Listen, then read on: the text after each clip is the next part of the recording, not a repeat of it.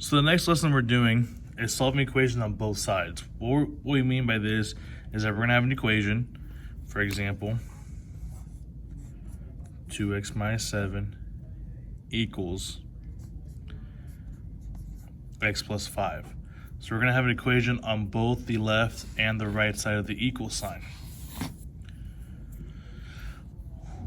Our goal, again, is to solve for x. In order to solve for x, though, in the end, just like all the problems we've done before, x has to equal something, right? We gotta know what x is. But in order to figure out what x is equal to, we have to get x by itself. And as you notice, every problem we've done so far, there's only been one variable in the end. But in this problem, we're starting off with 2.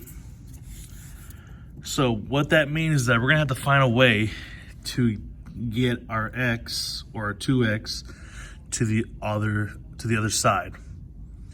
Now, when you're doing these problems, it's your choice on which one you want to move, but I always prefer to move my variables to the left. So that's our first step.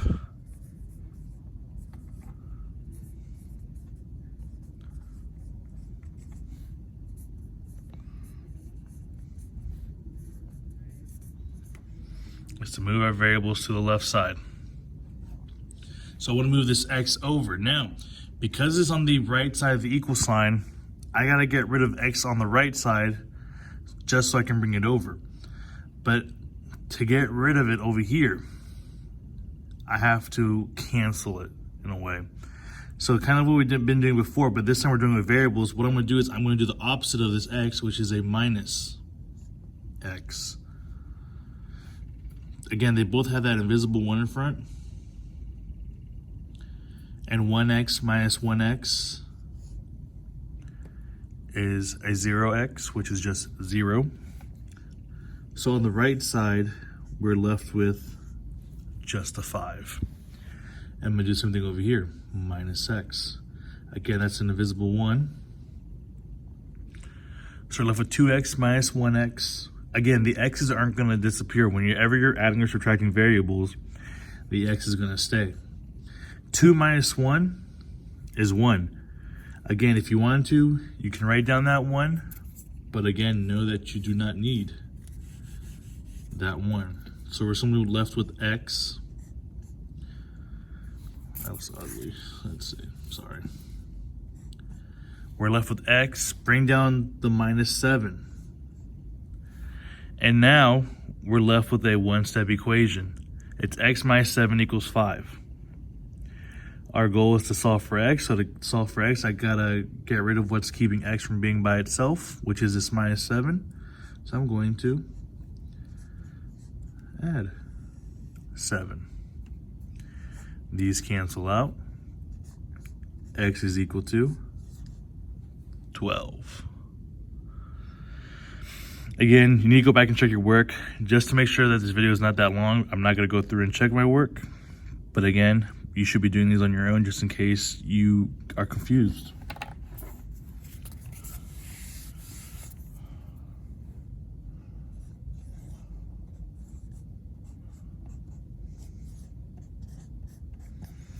Here we have negative 9x equals 10 minus 4x. Again, we got to move our variables to one side.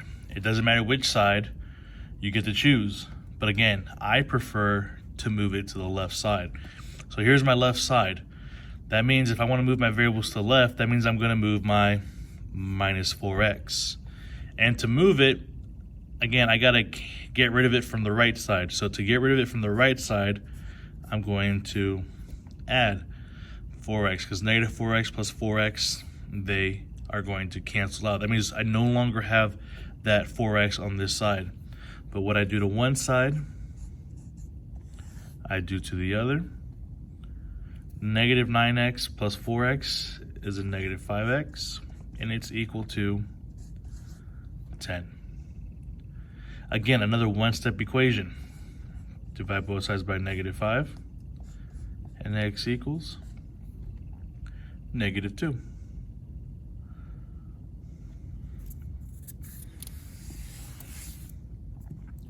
Some problems, though,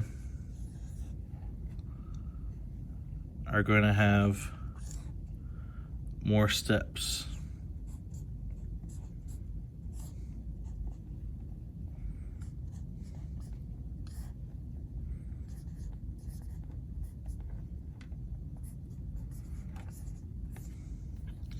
So here we have one where it's 3 times the parentheses of 3x minus 4 is equal to 1/4 times the parentheses of 3x plus 56. Again, our goal is still to get the variables to one side, but I can't do anything until I get rid of these parentheses. So what I'm gonna have to do is I'm gonna have to distribute the 3 through. 3 times 3x is 9x. 3 times -4 is -12. And I gotta do the same thing on this side. 1/4 times 32x is 8x. 1/4 times 56 is a positive 14. So again, these are what we've already done before. We distributed, we're using those same steps. Now that I have it simplified,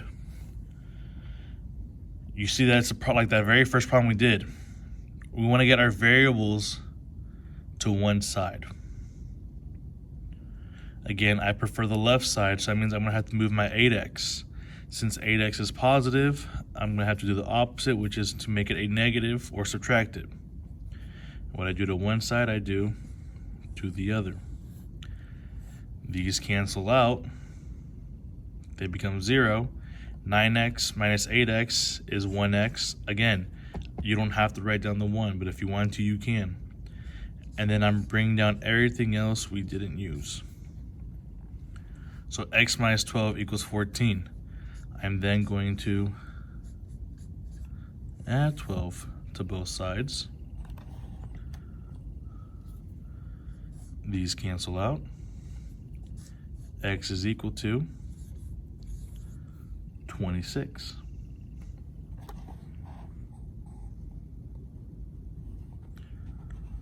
Again, this lesson, all we're doing is adding everything that we've done so far with just one more step.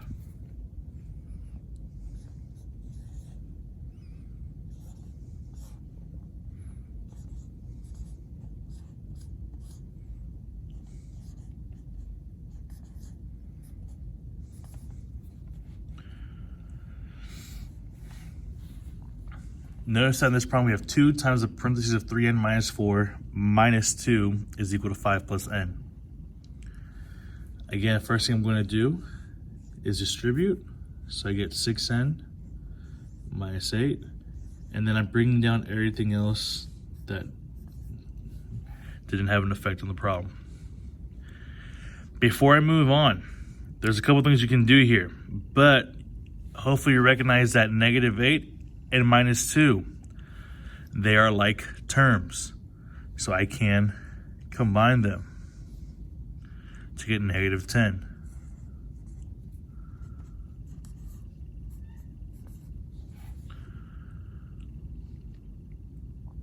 And as before, we're left with a simplified problem.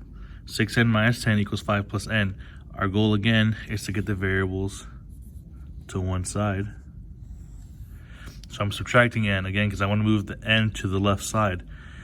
These cancel out. And again, don't forget that invisible one. So it's 6n minus 1n for an answer of 5n. Minus 10 is equal to 5.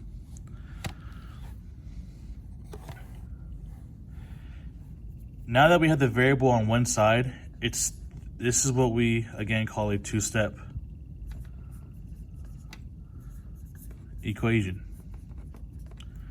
So again, something we've already dealt with. So it's 2 steps. Remember, your first step was either add or subtract and then multiply or divide. I know that it's a 2-step because I'm going to have to first add by 10. So I get 5n equals 15. But again, n's not by itself because I got to get rid of this 5. So my first step was to add. My second step is going to be to divide by 5. These reduce down to 1, and n is equal to 3. Again, please make sure you're watching this video and taking these notes because you're going to want these notes.